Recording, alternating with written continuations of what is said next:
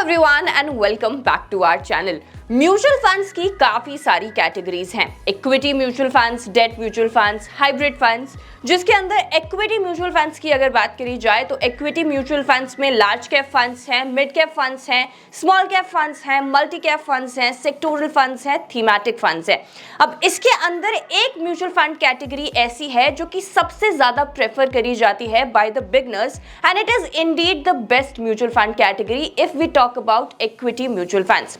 इसका नाम है flexi cap fund. Flexi cap fund सबसे बेटर इक्विटी म्यूचुअल फंड्स इसलिए माने जाते हैं क्योंकि ये तीनों कैप की कंपनीज में इन्वेस्ट करते हैं, चाहे लार्ज कैप हो, मिड कैप हो या स्मॉल कैप हो। इसके अलावा यहाँ पे जो रिस्क है ये भी कम रहता है क्योंकि भले ही ये तीनों स्टॉक्स में इन्वेस्ट करते हैं, large cap, mid cap and small cap, लेकिन इनका जो एलोकेशन है ये लार्ज कैप में ज्यादा रहता है जो कि आपको स्टेबल रिटर्न्स देते हैं। मतलब अगर स्टॉक मार्केट के अंदर कोई डाउनफॉल आ जाता है तो उससे फ्लेक्सी कैप फंड्स को इतना फर्क नहीं पड़ता जितना फर्क मिड कैप फंड्स को या स्मॉल कैप फंड्स को पड़ सकता है। Another benefit of flexi cap fund is कि ये कंसिस्टेंट रिटर्न्स देते हैं क्योंकि इनका एलोकेशन लार्ज कैप फंड्स में ज्यादा होता है तो इनके कंसिस्टेंट रिटर्न्स देने के चांसेस भी बढ़ जाते हैं। ये आपको और इक्विटी म्यूचुअल फंड्स के कंपैरिजन में बेटर रिटर्न्स भी देते हैं। बेटर रिटर्न्स का मतलब ये नहीं होता कि गुड रिटर्न्स, क्योंकि बेटर रिटर्न्स का मतलब होता है कि आप कितना रिस्क ले रहे हो एक म्यूचुअल फंड के अंदर और उसके कंपैरिजन में आपको कितने रिटर्न्स मिल रहे हैं। तो फ्लेक्सी कैप फंड के अंदर आप जितना रिस्क लेते हो उसके कंपैरिजन में आपको जो रिटर्न्स मिलते हैं वो बेटर मिलते हैं। अब अगर हम रिटर्न्स की बात कर ही रहे हैं तो अगर हम best flexi cap mutual funds को देखें और ये देखें कि पिछले 10 सालों में उन्होंने कितने रिटर्न्स दिए हैं। पिछले 10 सालों में ऑन एन एवरेज 18.95% CAGR के हिसाब से रिटर्न्स दिए हैं। नाउ यहीं पे अगर आप बेस्ट लार्ज कैप फंड्स के पिछले 10 साल के एवरेज रिटर्न्स को देखें तो पिछले 10 साल में बेस्ट लार्ज कैप फंड्स ने ऑन एन एवरेज 17.51% CAGR के हिसाब से रिटर्न्स दिए हैं। तो एज अ बिगनर अगर आप अपनी इन्वेस्टमेंट जर्नी को स्टार्ट कर रहे हो और म्यूचुअल फंड में इन्वेस्ट करना चाहते हो लेकिन सिर्फ आप एक ही म्यूचुअल फंड में इन्वेस्ट कर सकते हो तो वो एक म्यूचुअल फंड आपके लिए फ्लेक्सी कैप फंड सबसे बेस्ट रहेगा क्योंकि फ्लेक्सी कैप फंड्स आपको तीनों फंड का एक्सपोजर देगा, फिर चाहे वो लार्ज कैप फंड्स हो, मिड कैप फंड्स हो या स्मॉल कैप फंड्स, और साथ ही साथ आपको यहाँ पे स्मॉल कैप फंड्स जितना रिस्क भी नहीं लेना पड़ेगा ना। बहुत सारे लोग मल्टी कैप फंड और फ्लेक्सी कैप फंड जो कि दोनों ही इक्विटी म्यूचुअल फंड्स हैं, इन दोनों में कई बार कंफ्यूज हो जाते हैं। तो चलिए आपकी ये कंफ्यूजन दूर कर देते हैं। अगर हम बात करें मल्टी कैप फंड्स की तो ये भी तीनों स्टॉक्स में इन्वेस्ट करते हैं, चाहे वो लार्ज कैप स्टॉक्स हो, मिड कैप स्टॉक्स या स्मॉल कैप स्टॉक्स। लेकिन यहाँ पे फंड मैनेजर के ऊपर ये रिस्ट्रिक्शन होता है कि उन्हें 25% इन तीनों स्टॉक्स के अंदर इन्वेस्ट करना होता है। मतलब 25% लार्ज कैप के अंदर, 25% मिड कैप के अंदर और 25% स्मॉल कैप के अंदर। लेकिन अगर वही हम बात करें फ्लेक्सी कैप फंड की तो यहाँ पे फंड मैनेजर के ऊपर ऐसा कोई रिस्ट्रिक्शन नहीं होता। वो फ्लेक्सिबिलिटी के साथ और अपनी रिसर्च के हिसाब से अपना जो एलोकेशन है ये तीनों स्टॉक्स में कर सकते हैं, फिर चाहे वो लार्ज कैप स्टॉक्स हो, मिड कैप स्टॉक्स हो या स्मॉल कैप स्टॉक्स। चलिए अब जल्दी से 5 बेस्ट फ्लेक्सी कैप फंड्स की बात कर लेते हैं। ये कौन से फंड्स हैं और साथ ही साथ इनकी डिटेल्स के बारे में भी जान लेते हैं।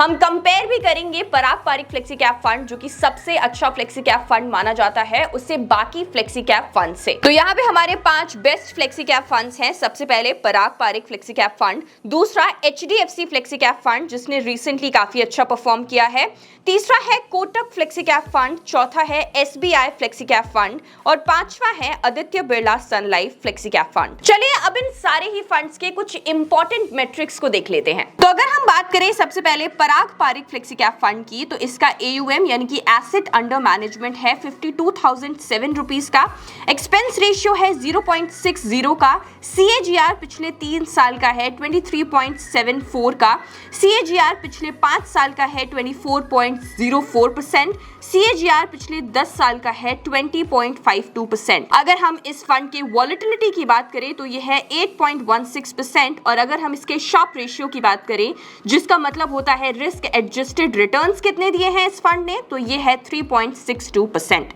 यहीं पे अगर हम कोटक फ्लेक्सी कैप फंड की बात करें तो इसका AUM यानी कि एसेट अंडर मैनेजमेंट है 44,560 रुपीज का, एक्सपेंस रेशियो की बात करी जाए तो ये 0.65 का है, पिछले 3 साल के CAGR की बात करी जाए तो इट इज 17.06%।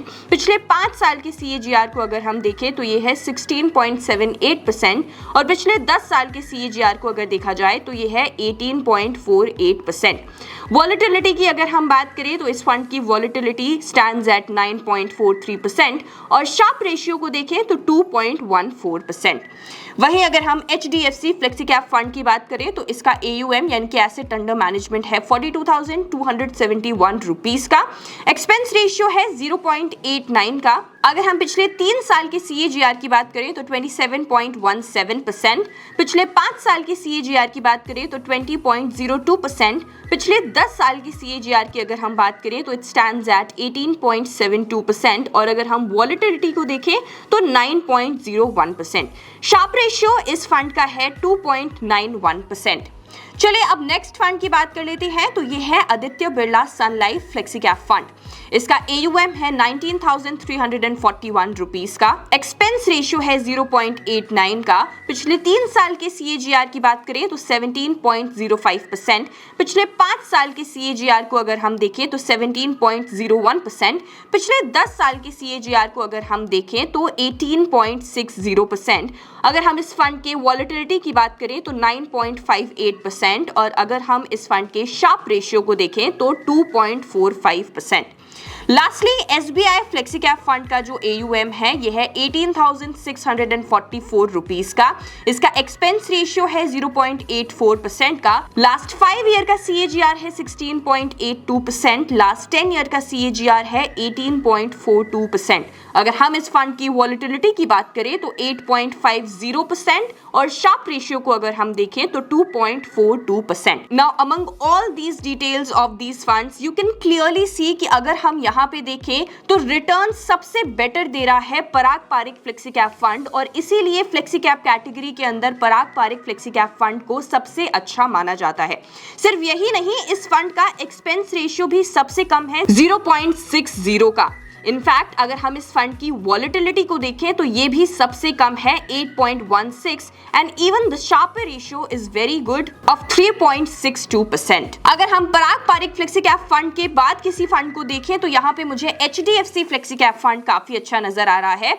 दो इसका एक्सपेंस रेशियो थोड़ा सा ज्यादा है लेकिन पिछले 3 साल के CAGR को अगर हम देखें तो 27.17% के CAGR के हिसाब से इस फंड ने रिटर्न्स दिए हैं। और इस फंड की जो वॉलेटिलिटी है after Parag Parikh flexi cap fund and SBI flexi cap fund वो भी सबसे अच्छी है एट 9.01%। सो देखिए वैसे तो ये पांचों फंड्स काफी अच्छे हैं फ्लेक्सी कैप कैटेगरी के अंदर क्योंकि ये पांचों फंड अच्छे ब्रांड से आते हैं, लेकिन अगर आपने Parag Parikh flexi cap fund में इन्वेस्ट कर रखा है then it is a very good fund to invest in as a beginner. Now अगर हम Parag Parikh flexi cap fund की कुछ और डिटेल्स को देखें तो आइए जानते हैं। सो पराग पारिक फंड में होल्डिंग्स और इन्वेस्टमेंट के बारे में बात करते हैं तो इनकी इक्विटी होल्डिंग है 71.76%। FNO होल्डिंग को अगर हम देखें तो ये बिल्कुल भी नहीं है। फॉरेन इक्विटी होल्डिंग है 12.84%। अगर हम इस फंड के अंदर नंबर ऑफ स्टॉक्स की बात करें तो ये है 58, जिसके अंदर लार्ज कैप इन्वेस्टमेंट्स की अगर हम बात करें तो ये है 50%, मिड कैप इन्वेस्टमेंट्स की अगर बात करें तो ये है 5.76% और अगर हम स्मॉल कैप इन्वेस्टमेंट्स की बात करें तो ये है 7.07%। तो देखिए वैसे तो फ्लेक्सी कैप फंड के अंदर फंड मैनेजर के ऊपर कोई ऐसा रिस्ट्रिक्शन नहीं होता कि उनको इतना एलोकेशन इस फंड के अंदर करना ही है, लेकिन हाँ एक चीज जरूर होती है कि टोटल होल्डिंग जो इक्विटी इन्वेस्टमेंट में है वो 75% होनी चाहिए। सो आई होप आपको मल्टी कैप फंड्स और फ्लेक्सी कैप फंड के बीच में जो डिफरेंस है ये अच्छे से समझ में आ गया होगा। इसके अलावा अगर आप एज अ बिगनर किसी अच्छे म्यूचुअल फंड में इन्वेस्ट करने के बारे में सोच रहे हैं जहां पे आपको डाइवर्सिफिकेशन मिले लेकिन ज्यादा रिस्क ना लेना पड़े, तो फ्लेक्सी कैप फंड आपके लिए एक आइडियल इन्वेस्टमेंट चॉइस बिल्कुल रहेगा। वीडियो को ज्यादा से ज्यादा अपने उन फ्रेंड्स के साथ शेयर जरूर करिएगा जो म्यूचुअल फंड्स के अंदर इन्वेस्ट करने के बारे में सोच रहे हैं और अभी वो सिर्फ एक ही म्यूचुअल फंड के अंदर इन्वेस्ट कर सकते हैं। साथ ही साथ अगर आपने अभी तक हमारे चैनल को सब्सक्राइब नहीं किया है तो जल्दी से हमारे चैनल को सब्सक्राइब कर लीजिए, बेल आइकन को भी प्रेस कर दीजिएगा ताकि ऐसी और वीडियोस को आप बिल्कुल भी मिस ना करें। और अगर आप इन्वेस्टमेंट करना चाहते हैं लेकिन आपके पास डीमैट अकाउंट नहीं है तो डिस्क्रिप्शन में लिंक दिया गया है, आप जाकर वहां से फ्री में अपना डीमैट अकाउंट ओपन करवा सकते हैं। Thank you so much for watching. I will see you in the next video.